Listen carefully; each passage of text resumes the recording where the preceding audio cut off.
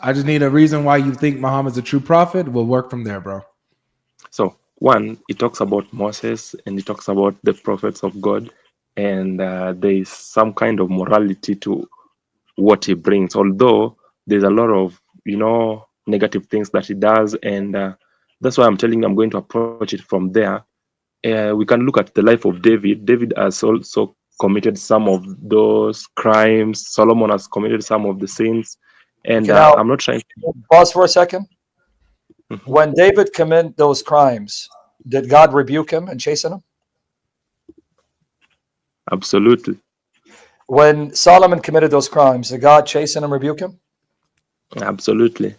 But when your prophet lusted for his adopted son's wife and then abolished adoption after marrying her, did Allah rebuke him or did Allah make that part of the divine legislation? Allah picked it as a part of, he told him you shouldn't be afraid to do this, Exactly. that he has already planned for this to happen. So So I you want everyone to hear see, what you said. Allah already when planned for Muhammad to commit adultery in his heart, lust for a married woman, and lust for his adopted son's wife, causing the divorce, to marry her and then destroy adoption. So your God decreed this, so how can it be the God of the Bible? I'm just coming with a claim that when God decrees something, this is my claim, this is my particular claim. When God decrees something, you as a human, you have no authority to say that it's not moral. In fact, I'm just trying to say God is Actually, I the do one have who a gives basis. Well, let me morality. tell you what my basis is. I don't assume God decreed it. That's the argument, what he's giving you. Prove to us Allah is the God who decreed it, because you went to the Bible. When I look at the character of the God of the Bible, he condemns what your God had your prophet do. So they're not the same God. So why should we believe Muhammad? Um, I'm just trying to say that there is a particular claim that Allah is the most powerful, is the all-knowing, and is the omnipresent God. So when I'm putting that claim You believe down, Allah's omnipresent? I don't mean, because you're making, I don't mean to cut you up, but I'm trying to see, because you believe Allah's present everywhere? oh come on, like you're going to No, I'm touch me asking you. What do on. you mean, come on? The Salafis don't believe that. They'll sell Oh you for a come, fee, but they don't believe that. Sam, let's just go with simple Okay, but you, argument. I need to know Maybe what you believe, maybe because I'm the not sure about Salafi, that. see again, the Salafis say Allah is present by his knowledge, but he himself is not omnipresent. Do you believe that? No, I've just retracted my statement. I've just said that Okay. I'm not sure about the omnipresent, so I don't feel like maybe you need to go hard on me on that. But Okay, I'm my not. I'm claim just is wanting clarification. Go ahead. Go ahead. my claim is so simple that God has that power to declare the things that you perceive as wrong, he can declare them as right. Because Nice. initially, we know so well that morality depends on God. So you can't make a claim that one day God now decides something that you've been thinking that it's immoral, now he turns it another day, he makes it to be moral. So then you have to be wondering like, oh, like now God has now become immoral when you know so well is the source of morality. So in this specific context where Sam has brought up, where the issue with Zaid and Muhammad, I'm just trying to put that concept and in that context that that day God decided that giving the wife of Zaid to Muhammad is something that was necessary. I don't know how it Nice. was necessary, but Good. uh, I'm very specific with the But I with want this everyone to hear thing. what you said. You're admitting Allah gave a man's wife to your prophet. That's what's written. Like it's right there. I can't deny that. So you admit that. But then the example was, and then Jay is the one who knows logic. He can then come and put those. But I just want everyone to hear this. I'm glad you're honest enough to admit that. But the example for Muhammad doing was that, according 33:37, was so that he could set an example for other men to also marry the divorced wives of their adopted sons, right? Exactly. Yeah. Okay, good. You're honest. I really respect that, because I have to force myself to admit that now. But then you then know that then right afterwards, I'll abolish adoption, right? Exactly. I know that. Oh, good. You know this. So then, what kind of example was Muhammad setting by marrying the divorced wife of his adopted son so that other people can do it when Allah knew he's going to abolish adoption? This kind of feels like, like a long-term effect on the things, because I'm going to be very honest. I don't know what's the purpose or what's the principle that Allah is trying to play with us there about giving Zaid's wife to Muhammad. But yeah, I want you to hear me out. I want you to hear me out. Like Can I ask one more question? And I'll hear you out. Just one more question.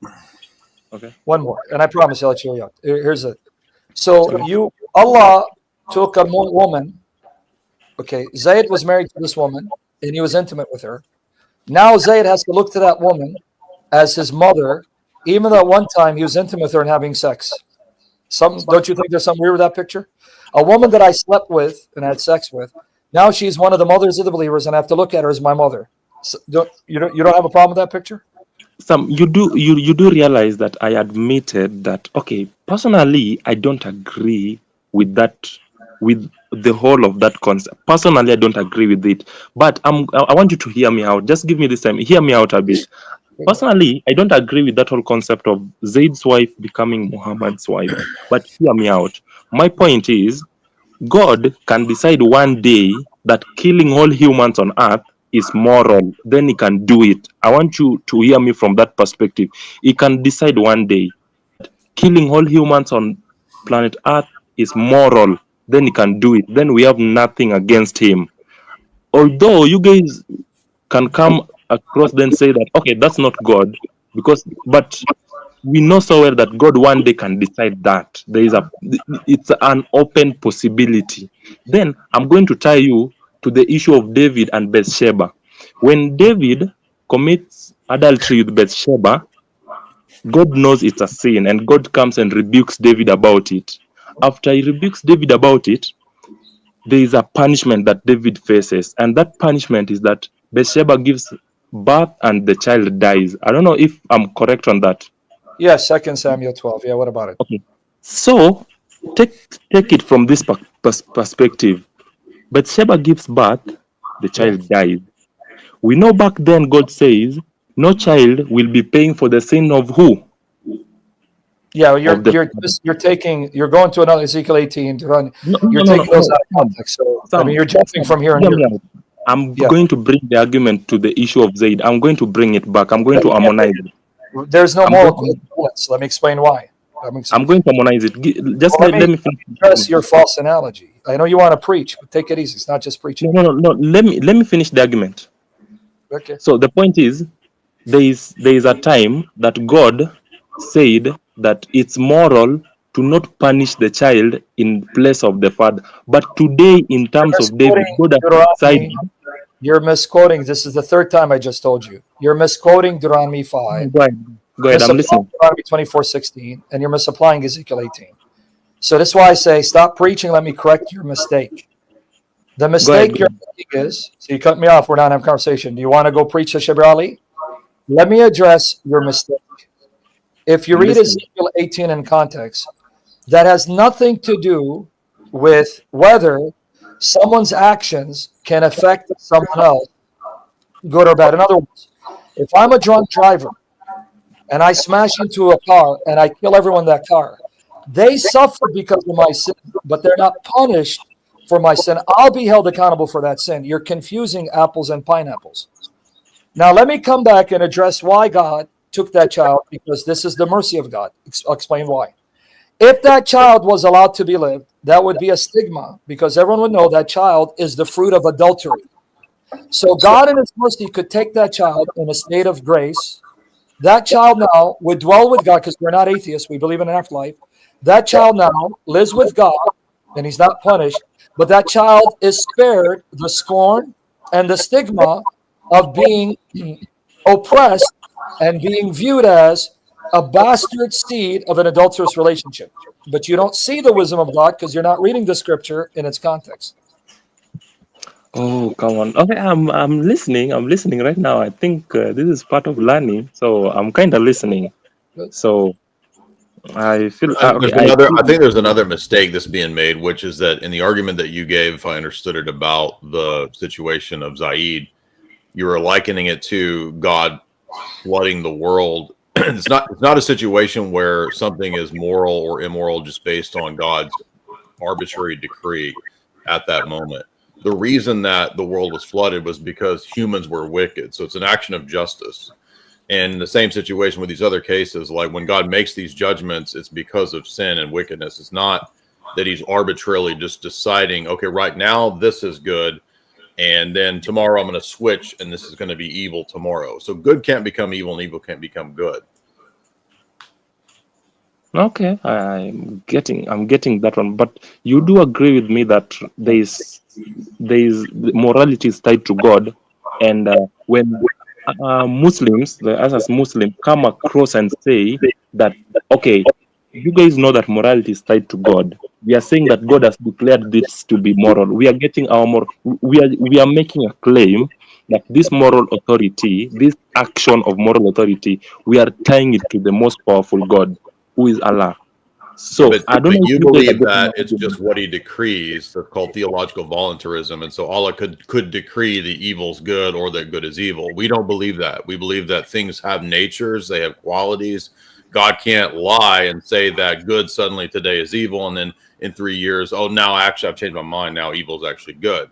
Why? Because, as Paul says, it is impossible for God to lie because God's character dictates his actions. Because he has a holy nature, holy character, he will never do something evil or declare good to be evil. But as I understand your Quran, Allah is actually a really cunning deceiver, and he tricks people with phantasms of Jesus being, killed on the cross, but it didn't really happen. So you actually have a God who literally engages in deception and lies. We don't. It's not the same. Okay. But okay. Now, That